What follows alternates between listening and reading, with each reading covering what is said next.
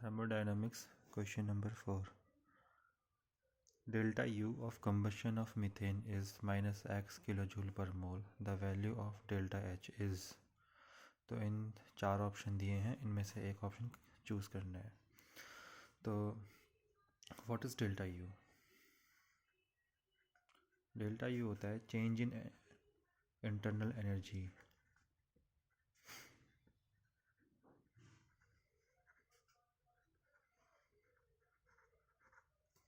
And delta H होता है change in enthalpy.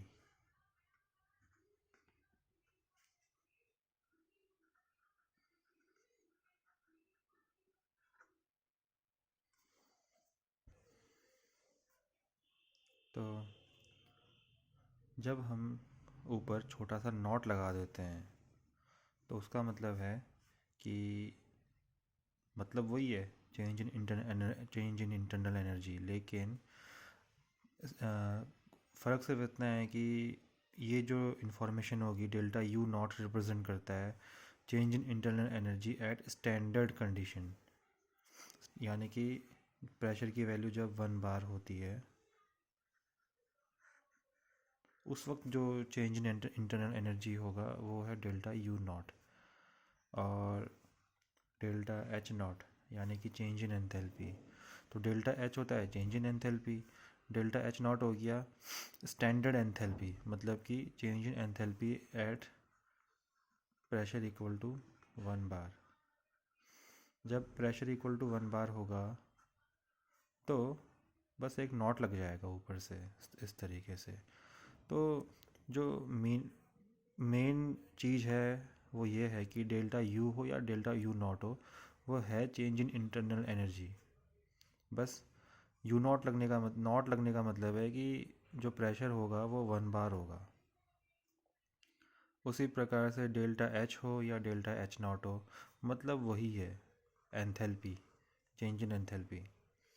बस नॉट लगने का मतलब है कि प्रेशर जो है वो 1 बार है. ठीक है. तो अब आते हैं मेन टॉपिक पे कि डेल्टा यू नॉट यानी कि चेंज इन इंटरनल एनर्जी दे रखा है माइनस एक्स किलो जूल पर मोल. तो डेल्टा एच कितना होगा, एंथैल्पी चेंज कितना होगा? तो एक रिलेशन होता है इंटरनल एनर्जी डेल्टा यू और डेल्टा एच के बीच में रिलेशन होता है. रिलेशन क्या होता है? Delta H is equal to delta U plus N G R T. कुछ बुक्स में delta H equal to delta U plus N G की जगह सिर्फ एन लिखा होगा.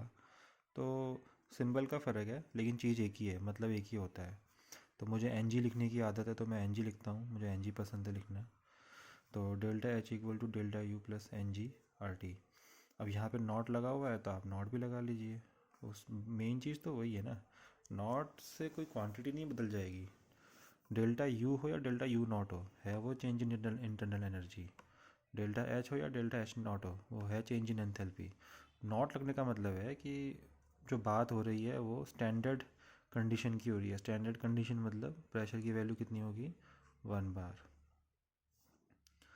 तो अब ये जो इन्फॉर्मेशन है कि डेल्टा यू इतना है माइनस एक्स किलो जूल पर मोल, ये किस चीज़ के लिए दिया गया है? ये दिया गया है कंबशन ऑफ मीथेन. यानी कि आपका जब मीथेन का कंबशन होता है 1 mole methane, oxygen methane gas react करती है ऑक्सीजन गैस के साथ और प्रोड्यूस करती है CO2 प्लस H2O. इसको बैलेंस कर लेते हैं. एक कार्बन 1 कार्बन,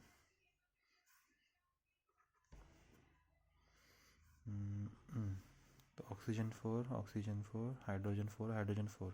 तो ये है आपका combustion of methane.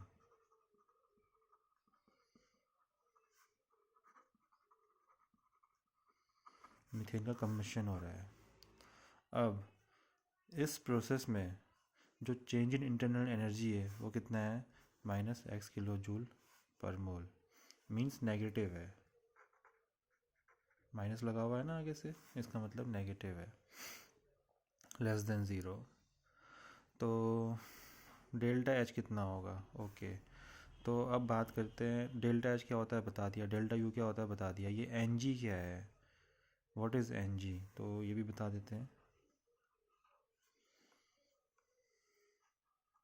N G है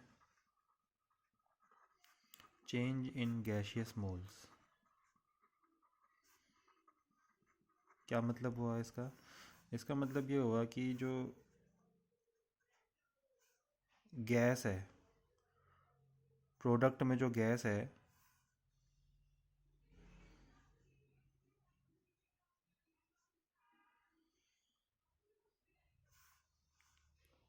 प्रोडक्ट में अगर ये देखो आप तो ये लिक्विड है, गैस कौन है? CO2।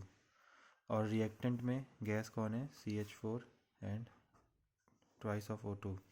तो प्रोडक्ट में गैस के कितने मोल्स हैं? ये तो लिक्विड है तो उसको तो हम काउंट नहीं करेंगे। तो प्रोडक्ट में गैस के मोल कितने हैं? Only 1। Number of gaseous mole in product minus number of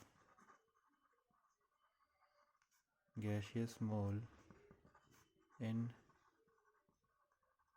reactant, ये होता है Ng। प्रोडक्ट में कितने गैसियस मोल हैं? ओनली 1। माइनस रिएक्टेंट में कितने गैसियस मोल हैं? तो रिएक्टेंट कौन है आपके? ये दोनों हैं, एक ये और एक ये। तो ऑक्सीजन ये भी गैसियस फॉर्म में है, G लिखा हुआ है। CH4 भी गैसियस फॉर्म में है। तो रिएक्टेंट में सभी कुछ गैस है। तो ये कितने हैं? इसके आगे क्या लिखा हुआ है? 2। तो कितना हो गया? 2 मोल। इसके आगे कुछ भी नहीं है मतलब 1, तो ये कितना हो गया? 1 मोल। तो टोटल कितना हो गया? 2 + 1 कितना हो गया? 3। यानी कि रिएक्टेंट वाला जो साइड है वहाँ पे गैस के कितने मोल्स हैं? 3 मोल्स हैं।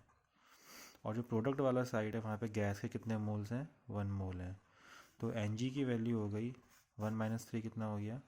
-2। तो दिस इज़ Ng। Ng क्या होता है? चेंज इन गैशियस मोल्स। प्रोडक्ट में जो गैशियस मोल्स हैं और रिएक्टेंट में जो गैशियस मोल्स हैं उनका डिफरेंस। और R तो कांस्टेंट होता है, यूनिवर्सल गैस कांस्टेंट। और T जो होता है वो होता है टेम्परेचर इन केल्विन। तो इस फॉर्मूले को अप्लाई करते हैं यहाँ पे। तो delta H equal to delta U। Delta U कितना है? डेल्टा U -x है, -x प्लस NgRT। तो Ng की वैल्यू कितनी है? -2, ये यहाँ पे लिखी हुई है। तो -2RT। तो ये क्या बन जाएगा? ये बन जाएगा -x -2RT। तो यानी कि डेल्टा H जो है वो हो जाएगा -x -2RT। यहाँ पर डेल्टा H0 बोल रहा है तो H0 कर देते हैं, ये लीजिए डेल्टा H0। अब इसको देखिए, हमको बताना है कि डेल्टा H क्या है, डेल्टा U के बराबर है या डेल्टा U से ज़्यादा है या डेल्टा U से कम है या 0 है। तो ये जो क्वांटिटी है आपकी, ये खुद क्या है? Delta U।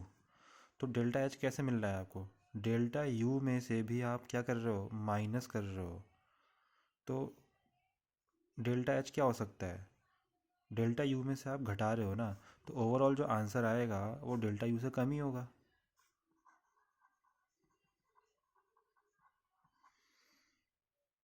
खुद ही सोचो, जब आप इसको सॉल्व करोगे तो डेल्टा U में से सब्ट्रैक्ट हो रहा है ट्वाइस ऑफ RT।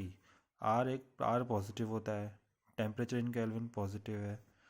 तो ओवरऑल जो चीज़ ऑलरेडी नेगेटिव थी उसमें से आप और सब्ट्रैक्ट कर रहे हो, तो जो फाइनल आंसर आएगा वो तो और भी ज़्यादा नेगेटिव होगा। जैसे फॉर एग्जांपल मान लो कोई -5 है, -5 में से अगर मैं सब्ट्रैक्ट कर देता हूँ 1, तो फाइनल आंसर आ गया -6। तो -6 जो है वो तो इस -5 से भी छोटा होता है ना। तो इसलिए जो फाइनल आंसर आएगा वो इस डेल्टा U से भी छोटा होगा। तो आंसर है ऑप्शन 3, जो डेल्टा एच होगा वो लेस देन होगा डेल्टा यू से।